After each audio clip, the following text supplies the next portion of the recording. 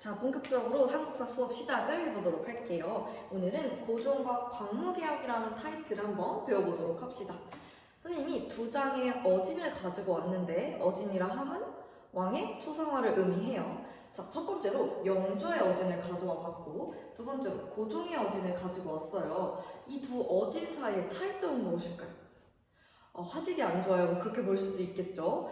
방금 다은이가 아주 잘 말해줬는데 옷 색깔이 조금 다른 것 같아요. 첫 번째, 영조의 어진에서는 빨간색 옷을 입고 있고 두 번째, 고종의 어진에서는 황금색 옷을 입고 있어요. 옛날 선생님 수업 시간에 황금색은 왕이 아니라 누구의 권력을 상징한다고 그랬죠? 그쵸, 황제의 권력을 상징한다 그랬어요. 그럼 이 황제의 권력을 상징하는 황금색 옷을 입은 고종은 자신이 황제임을 칭했겠죠. 그럼 고종이 왜 자신의 황제임을 칭했는지 또 어떤 개혁을 추진해 나갔는지 오늘 수업에서 한번 살펴보도록 할게요.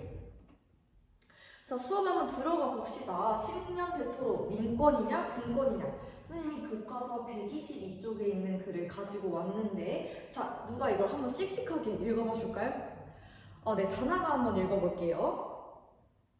네, 다나가 아주 씩씩하게 글을 읽어준 것 같아요. 자, 2년 전까지만 해도 황실과 정부 그리고 독립협회 이 두 집단은 사이가 좋아 보였나요? 나빠 보였나요? 좋아 보인 것 같아요. 이 거금을 투자해주고 또 황궁을 적극적으로 도모하고 또 제한제국 수립에 힘을 보탰다. 이런 내용들을 봤을 때 사이가 좋아 보여요. 근데 지난달 독립협회가 정부의 조치로 강제 해산되게 됐어요. 도대체 정부는 왜 독립협회를 해산했을까요? 마음에 안 들어서요. 그렇게 볼 수도 있죠. 또 있을까요? 둘 사이가 안 좋아져서요. 왜 안 좋아졌을까요? 자, 우리 이 사진을 한번 봐봅시다. 이 정부로 대표되는 한쪽 측면에서는 황제권 강화가 급선무입니다 라고 말을 하고 있고 또 독립협회로 보이는 이 사람은 입헌군주제가 우선입니다 라고 말을 하고 있죠. 이 둘 사이에 이 어떤 체제를 받아들일 거냐에 따라서 대립을 하고 있는 모습을 알 수 있어요. 자, 보다 자세한 내용은 우리 수업 내용에서 한번 살펴보도록 할게요.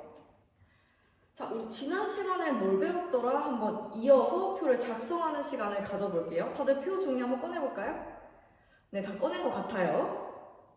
자, 1882년 구식군인들의 반란인 이모군란이 발생하고 그 다음 갑신정변이 발생하게 되었죠.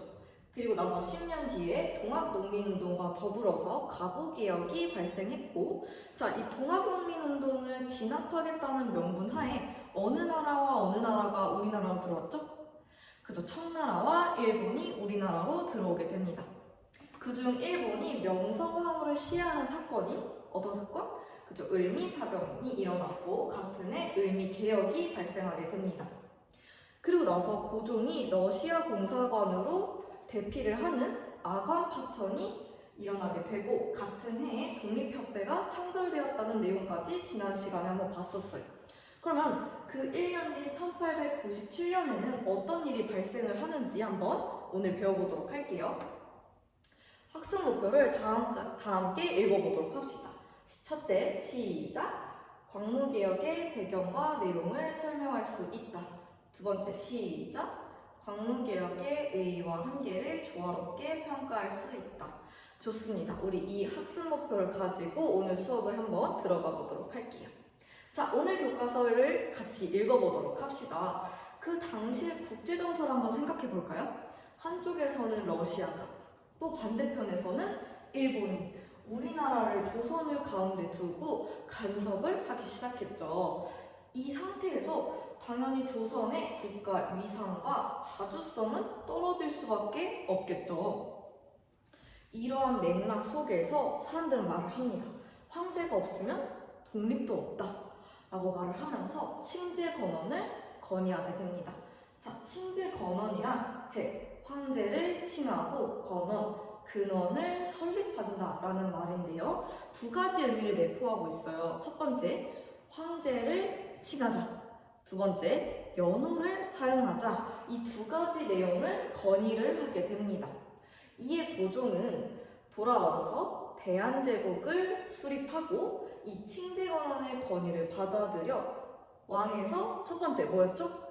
그쵸, 황제로 칭호를 변경하였고, 자, 그러면 이제 이 황금색 옷을 입은 거 이제 이해가 되죠? 고종이 왕에서 황제로 칭호를 변경하였고, 또 독자적인 연호인 광무를 사용하게 됩니다. 우리 타이틀 한번 생각해 볼까요? 처음에 들어가면서 고종과 광무개혁이라는 타이틀이 있다라고 선생님이 시작할 때 말했죠. 그때 나오는 이 광무가 독자적인 연호인 광무에서 나온 걸 알 수 있겠죠. 이러한 고종은 황제권을 강화하기 위한 노력을 하는데 그 중에 하나가 바로 독립협회를 탄압하고 해산한 내용이에요. 우리 이 사진 아까 봤었죠? 한번 다시 볼게요. 고종으로 대표되는 위측에서는 황제권 강화를 우선으로 하고 있고, 또 독립협회로 대표되는 이쪽에서는 입헌군주제가 우선이라고 말을 하고 있죠. 고종 입장에서 이 독립협회의 존재 자체가 황제권의 약화를 우려할 수 있다는 생각을 가지고 있었기 때문에 독립협회를 탄압하고 해산시켰어요.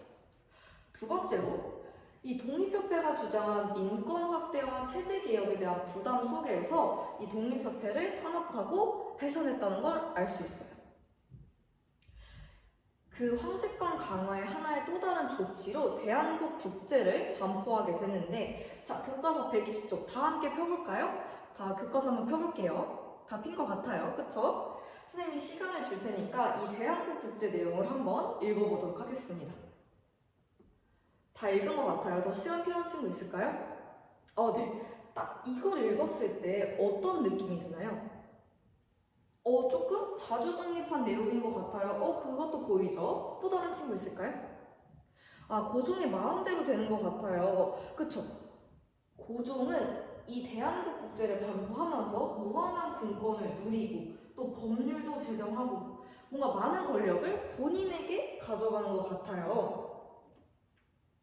이 대한국 국제를 통해서 대한제국은 전제군주국임을 표방하게 됩니다. 그럼 당연히 황제권이 강화되는 조치 중에 하나임을 이해할 수 있겠죠. 이렇게 황제권을 강화하기 위한 고종은 구본신참의 원칙 아래 광무개혁을 추진하게 되는데, 자, 구본신참 어떤 내용인지 한번 살펴보도록 할게요. 구, 옛것을 본, 근본으로 삼고, 신, 새로운 것을 참고한다 라는 내용인데, 옛것을 근본으로 삼고 새 것을 참고한다. 자, 이 내용 우리 이번 단원 들어오면서 한번 비슷한 내용 접해본 것 같아요. 어떤 나라의 개혁에서 이런 내용이 있었죠? 그죠. 청나라의 개혁에서 청나라는 중체서용을 말하면서 비슷한 내용을 말한 것 같아요. 자, 그러면 이 구본심차 원칙 아래에서 추진된 광무개혁은 점진적인 개혁일까요? 또 급진적인 개혁일까요? 점진적인 개혁임을 알 수 있겠죠. 자, 어떤 개혁 내용이 있었는지 한번 자세히 살펴보도록 할게요. 자, 9번 옛것을 근본으로 삼고에서는 황제권을 강화한 조치를 알 수 있습니다. 아까 교과서 120쪽에서 읽었던 어떤 걸 반포했죠? 한번 다시 볼까요? 그죠, 대한민국 국제를 반포한 내용도 이 속에 예시로 들어갈 수 있겠죠. 그리고 또한 원수부라는 걸 설치를 하는데, 이 원수부는 황제가 군대를 통솔한다는 내용을 담고 있어요. 자, 신참으로 넘어가 볼게요. 새로운 것을 참고하는 거니까 당연히 공장과 회사 설립이나 또 근대적 시설을 확충하는 모습을 볼 수 있겠죠. 뿐만 아니라 실업학교를 설립하고 또 유학생을 이곳저곳 파견하면서 새로운 문물들을 받아들이는 모습을 볼 수 있습니다. 여기서 하나로 지게를 발급한 걸 알 수 있는데, 자, 지게는 경제적인 측면에 또 새로운 것이에요. 선생님이 지게 사진을 가져왔는데 딱 봤을 때 뭔가 문서 같아 보이는 거 느낌 오나요? 이 지게에는 이 땅의 소유주가 누구인지 법적으로 명확하게 쓰여있는 문서를 의미해요. 그렇기 때문에 이 지게는 근대적인 토지 소유권을 확립했다는 의의를 가지죠. 그래서 이 광무개혁에서 중요하게 다뤄지는 게 이 지게 발급입니다. 자, 그럼 이 고종과 광무개혁 어떻게 평가되는지 교과서 다르게 읽어보기 챕터로 한번 넘어가 보도록 할게요. 선생님이 한 장의 사진을 가져왔는데 지식인에 올라온 질문이에요. 한번 같이 읽어볼게요. 광무개혁은 어떤 개혁인가요? 안녕하세요. 고등학교 1학년 학생입니다. 오늘 수업에서 광무개혁에 대해 배웠는데 어떤 개혁인지 잘 모르겠더라고요. 좋은 것 같기도 하고 또 안 좋은 것 같기도 하고 이에 대한 답변이 궁금합니다. 라는 질문이 올라왔는데 한번 댓글을 살펴볼까요? 자, 우리 댓글이를 미나가 한번 읽어봐 줄게요. 댓글일에 이런 내용이 달렸어요. 이 댓글이를 한번 진우가 읽어볼게요. 댓글일에는 이런 내용이 달렸어요. 자, 이 댓글일과 이를 봤을 때 둘이 같은 내용을 말하는 것 같나요? 아니면 상반된 내용을 말하는 것 같나요? 상반된 내용을 말하는 것 같아요. 자, 그런데 이 댓글들, 이 질문에 대한 정확한 답 잘하고 있다고 볼 수 있을까요? 아닌 것 같아요. 왜 아닌 것 같나요? 근거가 부족해요. 맞아요. 이 댓글을 봤을 때 선생님은 두 가지의 문제점을 발견을 했는데 첫 번째로 우리가 이번 단원에 들어오면서 지속적으로 강조했던 역사적 사실과 사건 혹은 인물에 대해서 조화롭게 평가하기에서 벗어난 것 같아요. 자, 두 번째로 아까 말해줬던 것처럼 근거가 부족한 것 같아요. 그러면은 우리 이 두 가지의 문제점을 해결하고 이 친구의 질문에 대한 답변을 한번 써보는 시간을 가지도록 하겠습니다. 자, 그런데 우리 지금 광무개혁의 평가를 내릴 정도, 답변을 할 정도로 광무개혁의 의의와 한계 좀 잘 알고 있다고 할 수 있을까요?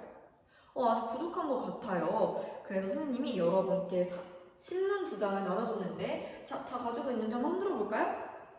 네, 저 신문 가지고 있어요. 좋아요. 다 가지고 있는 것 같아요. 한쪽에는 광무개혁의 의의만 담긴 신문을, 또 한쪽에는 광무개혁의 한계만 담긴 신문을 준비를 했어요. 이 신문을 짝과 한 장씩 나눠서 각각 읽어본 뒤 혼자 생각하고 또 프린트물, 선생님이 나눠준 학습지에 한번 내용을 정리하는 시간을 가지도록 할게요. 시간은 5분 내로 한번 해봅시다. 자, 본인이 잘 모르겠다 하면 선생님이 나눠준 신문의 제목을 한번 보면은 힌트가 될 수 있을 것 같아요. 자, 다른 친구들은 서로 바꿔서 신문을 읽어보도록 할게요. 자, 시간이 됐습니다. 우리 모두 다 완벽하게 한 것 같아요. 자, 이번에는 자기가 하나의 내용을 알고 있기 때문에 짝과 이 내용을 공유하는 시간을 가지도록 할게요. 그리고 난 뒤에 패들릿에 한번 올리는 활동을 할 건데, 자, 선생님이 수업 시작 전에 전자기기 다 가지고 있는 거 확인했는데 이제 전자기기 한번 꺼내볼까요? 네, 좋아요. 다 가지고 있는 것 같아요. 자, 패들릿 사용 설명서를 알려줄 건데 집중해서 한번 봅시다. 자, 첫 번째로 이 QR코드 링크에 들어갑니다. 그걸 두 번째로 이 플러스 버튼을 꾹 누르게 되면은 이렇게 새로운 게시물이 나오게 되는데 이 게시물의 제목에는 본인의 이름을 쓰고 내용에는 의의 혹은 한계를 정리한 내용을 한번 달아볼게요. 그런데 나 방금 이 의의를 혼자 공부했다 하는 친구 손 들어볼까요? 이 친구들은 한계점에 대해서 정리를 해주면 되고 내가 방금 한계점에 대해서 공부했다 하는 친구들은 의의를 한번 써주면 되겠습니다. 자, 모르는 내용이 있으면 선생님께 물어보고 한번 지금 짝과 나누고 패들릿에 올리는 시간을 가질게요. 자, 모든 친구들이 패들릿에 올려준 것 같아요. 자, 그럼 올린 내용을 한번 학급 친구들과 공유하는 시간을 가지도록 할게요. 선생님이 패들릿 화면을 띄워놨는데 자, 먼저 광무개혁의 의의 파트에서 근대화의 맥락 속에서 미나가 한번 발표해볼까요? 네, 좋아요. 서양 신식 과학기술도 받아들이고 각종 근대적 산업을 추진한 거가 국가의 힘을 기를 수 있다. 좋은 답변을 해준 것 같아요. 자, 그럼 한계점으로 한번 넘어가 보도록 하겠습니다. 자, 황제권 강화 측면에서 예은이가 한번 발표해볼까요? 그렇죠. 황제가 무한한 공권을 행사하는 거는 역사적 흐름에 역행하는 것 같다. 맞습니다. 자, 그럼 또 다른 한쪽 측면, 민생의 측면을 한번 영재가 한번 발표해볼까요? 네, 좋습니다. 자, 광무개혁으로 인해 남원공주가 구역 부담이 심했다는 인터뷰 기사를 한번 보면서 내용을 정리한 것 같아요. 모든 학생이 잘 써준 것 같아요. 박수 한번 치고 시작할까요? 네, 그러면 이번에는 한번 지식인에 답변할 글을 써보는 시간을 가지도록 할게요. 이때 조건은 광무개혁의 의의와 한계를 각 한 개 이상 반드시 포함을 해야 됩니다. 예를 들어서 광무개혁은 어떠어떠한 의의를 가지지만 어떠어떠한 한계점을 가지기 때문에 이러한 개혁이라고 평가할 수 있습니다. 라는 글을 써주면 되는데 이 글을 쓰는 거는 시간 관계상 다음 선생님 숙제로 넘기고 다음 시간에 발표를 하는 시간을 가져보도록 할게요. 자, 그럼 오늘 뭘 배웠는지 정리하고 수업을 한번 맞춰볼게요. 첫 번째, 황제가 없으면 독립도 없다라는 내용에서는 대한제국 수립을 선포하였고 왕에서 황제로 칭호가 변경된 후 독자적인 연호인 뭐를 사용했다 그랬죠? 그죠, 광무를 사용했다 그랬죠. 두 번째, 대한민국 국제를 반포하여 황제권을 강화하였다라는 내용에서는 독립협회를 탄압하고 훼손한 내용을 살펴볼 수 있었고, 또 황제권 강화를 위해 우리 교과서 120쪽에 어떤 글을 읽었죠? 대한민국 국제를 읽었고 이가 전제 군주국을 표방했음을 알 수 있었습니다. 자, 세 번째로 국어신차 원칙 아래 광무개혁을 추진하다에서는 국어신참의 뜻이 무엇인지 살펴봤고 이 하에서 어떤 개혁들이 추진됐는지 살펴봤어요. 원수부 설치, 근대적 시설, 그리고 또 근대적 소유권을 확립할 수 있는 어떤 걸 발급했죠? 지게를 발급한 거를 사진과 함께 봤었죠. 자, 그럼 오늘 학습 목표를 다시 한번 확인해 보도록 하겠습니다. 첫 번째, 광무개혁의 배경과 내용을 설명할 수 있다 부분은 우리가 오늘의 생각 정리 파트에서 글을 적어보면서 확인할 수 있었죠. 체크! 두 번째, 광무개혁의 의의와 한계를 조화롭게 평가할 수 있다는 지식인 댓글 달아보기 활동을 통해서 평가를 할 수 있었죠. 이것도 체크. 좋습니다. 다음 시간에는 러일 전쟁과 일제 침략에 대해서 배우고 오늘 수업은 여기서 마치도록 하겠습니다.